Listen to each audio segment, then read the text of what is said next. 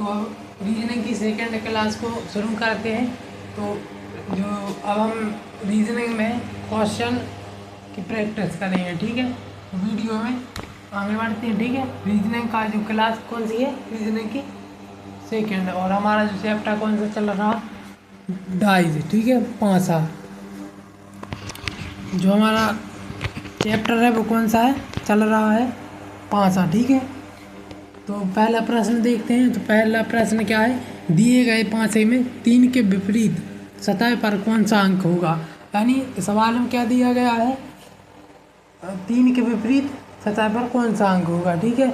इसके जितने भी इसके पहले वाली जो वीडियो है पहले वाली वो ना देखी हो तो पहले वो देख कर आना, तभी आपको क्या है समझ में आएगा, ठीक है।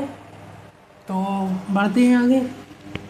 तो सवाल में पूछा है 3 के विपरीत क्या होगा, ठीक है। सबसे पहले क्या बनाएंगे, डाइज।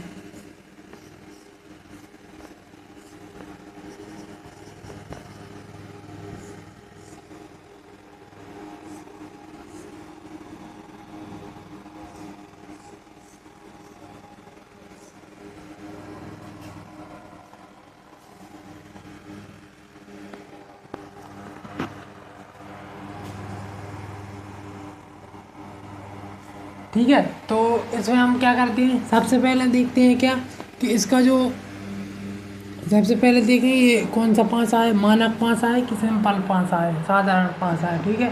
तो हमने क्या पढ़ा था, जिसकी एक ही सतह का जो योग है वो क्या हो, एक ही सतह का जो योग है वो कितना हो,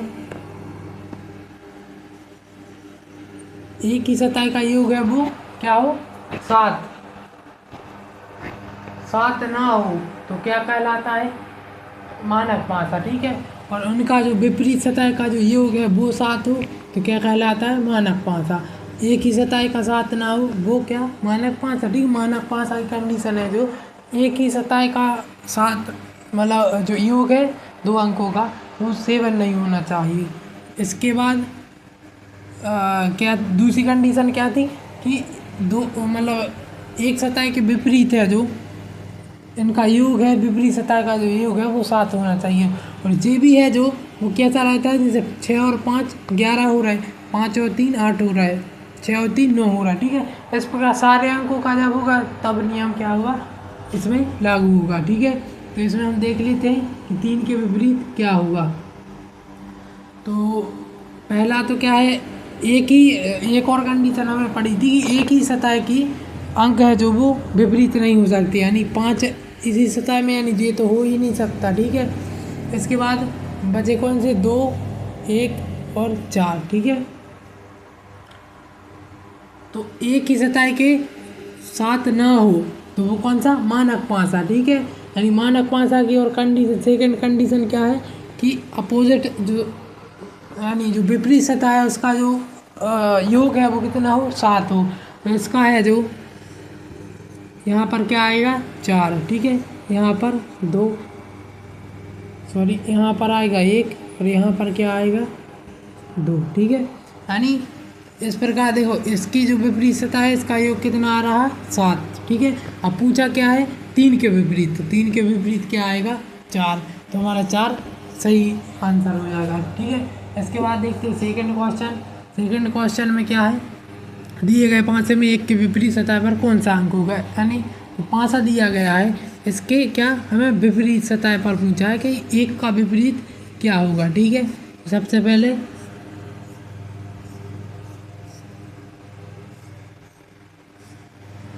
तो हमें दिया कौन सा गया है, ये वाला पांसा, यानी 3 4 और 6।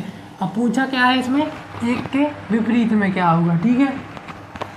तो एक तो सबसे पहला लॉजिक की से देखें हम तो 3 4 6, ठीक है। तो इसके अपोजिट तो कौन कौन से होंगे, 1 2 और 5, ठीक है। मतलब इसके अपोजिट 1 2 5, यानी 1 के विपरीत पूछा है तो 1 के विपरीत कौन कौन आ सकता है, 4 भी आ सकता है सिंगल, 6 भी आ सकता है, 3 भी आ सकता है, 3 4 6 तीनों एक साथ आ सकते हैं, ठीक है। तो इसका जो आंसर होगा वो क्या होगा, यानी जो हमें पूछा क्या है 1 का विपरीत, ठीक है। तो 1 का विपरीत क्या होगा, जैसे मान लो यहाँ पर हम लिखते हैं, कोई सा भी अंक लिख लेते हैं, जैसे यहाँ पर 5, यहाँ पर 2 और यहाँ पर बचा क्या 1। अब पूछा क्या है 1 के विपरीत, तो 1 के विपरीत क्या होगा, 1 के विपरीत हमने इसके पहले नियम पढ़े थे कि 1 के विपरीत 3 हो सकता है, 4 हो सकता है, 6 हो सकता है। 3, 4, 6 तीनों कंडीशन आएंगी, ठीक है। इसका आंसर बी सही रहेगा। ये भी एक और बात कही थी हमने कि ऑप्शन पर डिपेंड होता है, जैसे कि इसमें जो सिंगल अंक दिए गए हैं, ठीक है, जैसे 6 है, 6 1 का अपोजिट 6 भी हो सकता है, लेकिन क्वेश्चन के ऊपर निर्भर करता है। यदि क्वेश्चन में 3, 4, 6 दिया गया तो इसका आंसर ए होगा, ठीक है। और यदि क्वेश्चन में ए ऑप्शन ना होकर, ठीक है, ये 2 ऑप्शन होते तो हम क्या है इसका निर्धारित नहीं कर सकते, क्योंकि 1 का अपोजिट 6 भी हो सकता है और 1 का अपोजिट 4 और 6 भी होता है, ठीक है। तो दोनों जब ऑप्शन में दिए गए हों तो हम इसको निर्धारित नहीं कर सकते, ठीक है। और 1 का अपोजिट 3, 4, 6 तीनों हो सकते हैं, जे दिया गया है, यानी 6 केवल 6 तो हो नहीं सकता, मतलब 1 का जो अपोजिट है 6 सिंगल होता है, लेकिन ऑप्शन के ऊपर डिपेंड होता है, ठीक है। मान लो जे 2 ऑप्शन ना होते, ठीक है, जे 2 ऑप्शन ना होते और 1 के अपोजिट पूछा होता है, यहाँ पर होता 5, ठीक है, यहाँ पर 5 होता विकल्प में और यहाँ पर क्या होता 2। तो इसका जो सही विकल्प रहेगा वो क्या होगा, इस कंडीशन में 6, यानी ऑप्शन के ऊपर डिपेंड है पूरी चीज़, ठीक है। ऑप्शन के ऊपर क्या होती है, डिपेंड। ओके, तो अगला क्वेश्चन देखते हैं। दिए गए पाँचे में 3 के विपरीत सतह पर कौन सा अंक होगा, ठीक है। 3 के विपरीत सतह पर पूछा गया है 3 के विपरीत, तो हमने नियम क्या पढ़ा था कि इसमें सबसे पहले क्या देखते हैं कंडीशन कि 2 अंक हैं जो वो रिपीट हो रहा है, ठीक है। तो हमने क्या पढ़ा था कि 2 अंक जो रिपीट हो रहा है उसको छोड़कर, यानी जो 2 और 5, इसमें 2 और 5 इसको छोड़कर 3 के अपोजिट जो बचा है इसके अपोजिट रहेगा, यानी 3 के अपोजिट क्या पूछा है तो क्या रहेगा 4, ठीक है। 3 के अपोजिट 4, यानी जो 2 अंक आए, यदि 2 अंक सेम हो दोनों में तो क्या करेंगे हम, जो तीसरा बचा है उसके अपोजिट ही रहेगा। 4 के अपोजिट 3, 3 के अपोजिट 4, ठीक है। चौथा क्वेश्चन, दिए गए पाँचे में 2 के विपरीत फलक पर कौन सा अंक होगा, ठीक है। 2 के विपरीत पूछा है इसमें, और सबसे पहले देखते हैं इसमें भी 2 अंक रिपीट है, ठीक है। तो 1 इसमें बचा सिंगल, 2 इसमें, तो 1 के विपरीत क्या हो जाएगा 2 और 2 के विपरीत 1। अब पूछा क्या है 2 के विपरीत, तो 2 के विपरीत ए इसका सही आंसर होगा, ठीक है। तो अब देखते हैं 5वां क्वेश्चन। 5वें क्वेश्चन में क्या है, दिए गए पाँचे में 1 के विपरीत सतह पर कौन सा अंक होगा, 1 के विपरीत सतह पर, ठीक है। तो 1 के विपरीत हम देखेंगे इसमें क्या होगा। सबसे पहले 1 के विपरीत क्या क्या हो सकता है, 5, 4, 6 तीनों हो सकते हैं, ठीक है। और इसके बाद 3 के विपरीत भी 5, 4, 3, 6, 5, 4, 6 हो सकते हैं। 2 के विपरीत 5, 4, 6 हो सकते हैं, ठीक है। तो हमें पूछा है 1 के विपरीत, तो 1 के विपरीत क्या होंगे 6, 5, 4, ठीक है, यानी ये आंसर जो वो सही होगा, ठीक है। और जैसे इसमें जे ऑप्शन ना होता, ठीक है, तो हम इसका जो आंसर है वो क्या लिखते, निर्धारित नहीं किया जा सकता, क्योंकि 1 का अपोजिट 5 भी हो सकता है, 1 का अपोजिट 6 भी हो सकता है, ठीक है। तो हम इसको क्या कहेंगे फिर, यदि जे ऑप्शन ना होता तो क्या जो टिक करते निर्धारित नहीं किया जा सकता, ठीक है। यदि जे क्वेश्चन ना होता, ठीक है, जे 2 क्वेश्चन ना होते, ओके, जे होता और संभव नहीं है, इसके बाद इसकी जगह पे 3 होता, तो हम क्या करते 5 इसकी जगह पे 3, ठीक है। ये 2 क्वेश्चन ये 2 ना होते तब भी क्या करते निर्धारित नहीं किया जा सकता, यानी जे 2 अगर नहीं होते, ठीक है, तो निर्धारित नहीं किया जा सकता है। जे 3 ऑप्शन ना होते तो संभव नहीं है, ठीक है। यदि इनमें से 3 ऑप्शन ना होगा 6 सिंगल होता, ठीक है, और निर्धारित नहीं किया जाता, मतलब जे ऑप्शन ना होकर जो अलग अलग होते कि जैसे ए का मान कितना दिया गया 6, बी का मान 1 और सी का मान 3 और डी को निर्धारित नहीं किया जा सकता। ठीक है, तो इसमें 6 इसका आंसर सही होता। ठीक, समझ गए आप। अब 6वें क्वेश्चन की ओर बढ़ते हैं। इसमें क्या करना होता है, जब एक अंक रिपीट हो तो हमें पता है कि उस अंक से क्लॉकवाइज चलते हैं घड़ी की दिशा में। ठीक है, और जे ऐसा घड़ी की दिशा में। ठीक है, तो ए परसेंटेज और क्रॉस हो। इसके बाद ए और क्या है, और ए आपको पता होगा कि स्वयं के अपोजिट एक ही सत्ता में जो अंक होते हैं वो कभी अपने अपोजिट नहीं हो सकते। ठीक है, यानी ए के विपरीत हम क्या लेंगे। ठीक है, अब ए डाउट होता है तो ए के विपरीत वो अंक लेंगे। सबसे पहले जो डाइज होता है उसमें 6 फलक होती हैं। ठीक है, सतह होती हैं, तो इसमें 5 दिख रही हैं। ठीक है, तो ए के अपोजिट क्या होगा, ऑप्शन के अकॉर्डिंग लेना पड़ता है। यानी जैसे इसमें क्या है, परसेंटेज आ गया है। ठीक है, जे वाला आ गया है और जे आ गया और जे भी आ गया। ठीक है, तो इसमें कौन सा अंक नहीं आया है, मतलब कौन सा चिन्ह नहीं आया, वो डिपेंड करता है। ठीक है, तो इसमें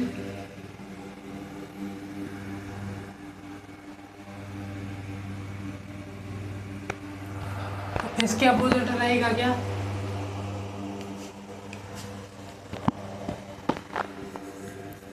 फिलहाल हम ए के अपोजिट जे ले लेते हैं। ठीक है, अब सवाल हम दिया गया है यदि कि हमें भैंस के अपोजिट क्या लेना पड़ेगा। तो भैंस के अपोजिट क्या लेना, ये ऑप्शन कैसा दिया गया है, मैंने इसके पहले भी बोला था कि ऑप्शन के अकॉर्डिंग चलना पड़ता है हमें। ठीक है, इसका आंसर ऑप्शन के अकॉर्डिंग होता है। ठीक है, ना कि इसका तो हम जो नियम है वो लागू करते ही हैं, लेकिन ऑप्शन के अकॉर्डिंग इसमें चलना पड़ता है। तो हमें क्या अगर पूछा है कि हैज़ का जो अपोजिट है वो क्या होगा, तो इसका जो अपोजिट क्या दिख रहा है, जे वाला। ठीक है, यानी इसका डी आंसर सही होता। यदि ए का पूछते अपोजिट तो इसे ऑप्शन के अकॉर्डिंग इस फिर ऑप्शन में चेंज होता, या तो फिर एक चीज़ को हटाकर एट द रेट देते हैं, यानी मतलब इसके अकॉर्डिंग चलता है, ऑप्शन के अकॉर्डिंग। ठीक है, 7वां क्वेश्चन में है वही है। ठीक है, क्लॉकवाइज लेंगे, परसेंटेज क्लोज। जैसे इसमें पूछा ए के अपोजिट। ठीक है, इसमें पूछे क्या, ए के विपरीत।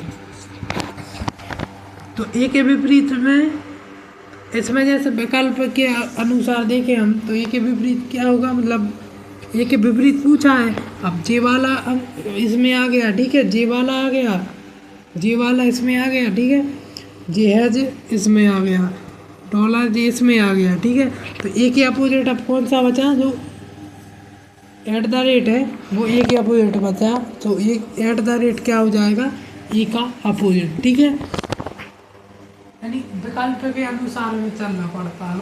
ठीक है, जैसे कि 6 फलक होती है। ठीक है, तो इसमें कितनी दर्शाई गई हैं, यानी ये रिपीट हुआ है, यानी ए के अपोजिट कुछ और होगा एक्स्ट्रा में, तो जे ऑप्शन के अकॉर्डिंग चलना पड़ता है। ठीक, फिर देखते हैं 8वां क्वेश्चन। इसमें दिया गया है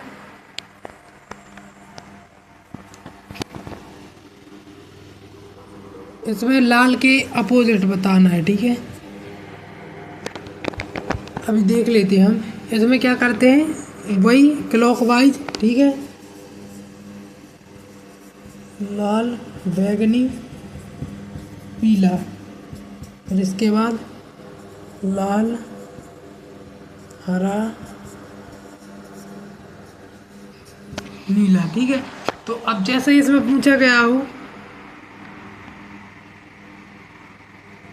कि नीला के अपोजिट में क्या होगा, तो पीला ऑप्शन आ जाएगा। ठीक है, और इसमें बैगनी के अपोजिट क्या होगा, तो हरा ऑप्शन आ जाएगा। और लाल के अपोजिट अगर पूछा होगा तो लाल के अपोजिट क्या है, इस ऑप्शन में लाल के अपोजिट, मतलब लाल के अपोजिट जब पूछेंगे तो ऑप्शन ही चेंज होगा। क्योंकि जो लाल है इसमें रिपीट हुआ है। अब इसमें कौन सा रंग नहीं आया है, तो नीला है।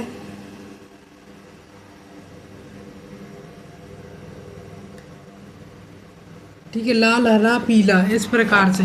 यदि लाल का पूछते तो ऑप्शन चेंज होते हैं, यानी हमें ऑप्शन के अकॉर्डिंग चलना पड़ता है। ठीक है, तो अगले में क्या पूछा है, एम के विपरीत पूछा है। ठीक है, तो इसमें क्या करेंगे, सबसे पहले देखेंगे कोई रिपीट तो नहीं हो रहा, अंक ओ है जो रिपीट हो रहा है। ठीक है, तो सबसे पहले रिपीट हो रहा है तो क्लॉकवाइज घड़ी की दिशा में। ठीक है, तो ओ डब्ल्यू ई, इसके विपरीत ओ ही ले लेते हैं अभी, फिर उसके बाद एम एन। ठीक है, क्लॉकवाइज चलना होता है जब जो भी विपरीत सतह पर अंक आदि रिपीट हो, तो हमें क्या चलना पड़ता है, क्लॉकवाइज घड़ी की दिशा में। ठीक है, अब पूछा क्या है, एम के अपोजिट। ठीक है, तो एम के अपोजिट क्या रहेगा, डब्लू, ये इसका करेक्ट आंसर होगा। ठीक, इसमें ठीक है, इसके बाद हम देखते हैं 10वां क्वेश्चन। 10वें क्वेश्चन 5 के विपरीत पूछा गया है। सबसे पहले देखते हैं इसमें रिपीट तो नहीं है। ठीक है, पहली कंडीशन क्या देखी जाती है, मानक पासा तो नहीं है। अब मानक पासा की कंडीशन क्या है कि दोनों विपरीत सतहों का योग है जो वो 7 हो। ठीक है, तो इसमें 6 और 5 11, 6 और 5 मतलब 7 तो है नहीं कहीं कहीं तक। ठीक है, तो ये कौन सा है, साधारण पासा है, सिंपल पासा है। इसकी पहचान के अकॉर्डिंग पता लगा सकते हो। ठीक है, अब 5 के अपोजिट पूछा है, तो सबसे पहले देखेंगे इसमें कोई अंक रिपीट तो नहीं है, तो 3 है जो वो 2 बार आया है। ठीक है, तो इसके बाद हम देखेंगे अगर रिपीट है तो हमें क्या चल रहा है, क्लॉकवाइज घड़ी की दिशा में। ठीक है, तो इसके बाद 6 4, फिर इसके बाद 1 5। अब पूछा है 5 के अपोजिट, तो 5 के अपोजिट 4 होगा। ठीक है, यदि 5 के अपोजिट पूछा तो 4 होगा, 4 के अपोजिट पूछा जाता तो 5 होता। ठीक है, सिंपल सी बात है, जब 2 अंक रिपीट हो तो सतह पर मतलब विपरीत सतह पर 2 अंक रिपीट हो तो हमें क्लॉकवाइज चलना पड़ता। ठीक है, इसके पहले हमने नियम में पढ़ा था। अब 11वां क्वेश्चन देखते हैं। इसमें क्या है, 6 के विपरीत पूछा है, तो इसमें भी जो एक अंक है वो क्या है, रिपीट हो रहा है, तो क्लॉकवाइज चलेंगे। तो 1 3 6, इसके बाद 1 5 2।